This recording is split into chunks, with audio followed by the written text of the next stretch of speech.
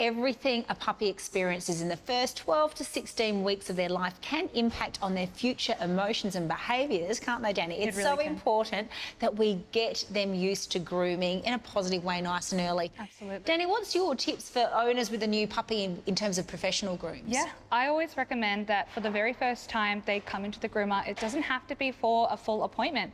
It can actually just be for a meet and greet. And I think that's so valuable because it teaches the dog that I'm not just a person who grooms them all the time. I can be fun, I can be exciting, and I can give treats. And their first groom as well doesn't have to be a shave. So what at home can they be doing to help their puppy being used to grooming? At home, definitely playing with the dog's paw pads, getting them used to having their paws touched and held for long periods of time. You can also get them used to the sounds of scissors while they're eating or playing. Lightly sound the scissors around. Good boy, it's a man. And then also getting their face used to being touched for when I have to do like eye trims and stuff like that. Taking a metal teaspoon and slightly like dragging it around their face, all positively, like it's a fun thing. Good boy. Now, brushing's obviously really important to be doing at home. What are some of your tips around that? Yeah, brushing regularly, especially with puppies. Their puppy coats are going to be so much more easier to maintain, so getting in the habit while they're young is so important. Okay, now a lot of owners, particularly with their oodles, they love them all fluffy and think, oh, isn't it lovely? And they're quite scared. I hear some of them say they're worried about getting them cut for the first time. Yeah, especially for the cavoodles and the oodle breeds. Their puppy coat grows anyway.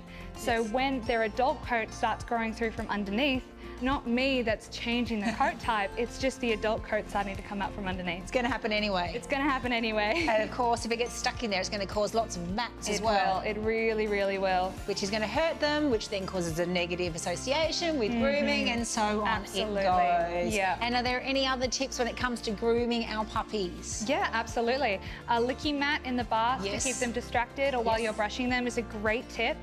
Using stuff like a conditioning spray really, really helps. Good quality brushes, and instead of over washing them as well, you can use bamboo wipes in between to make it a bit easier, especially if they get their paws a little dirty.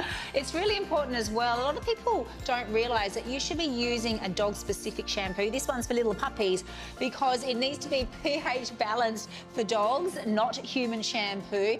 And I love the DGG one because it's all natural. It's got lots of essential oils and it's designed for dogs. And it smells great. It does smell great. You can find the DGG range at your local pet specialty store, including Petstock or online.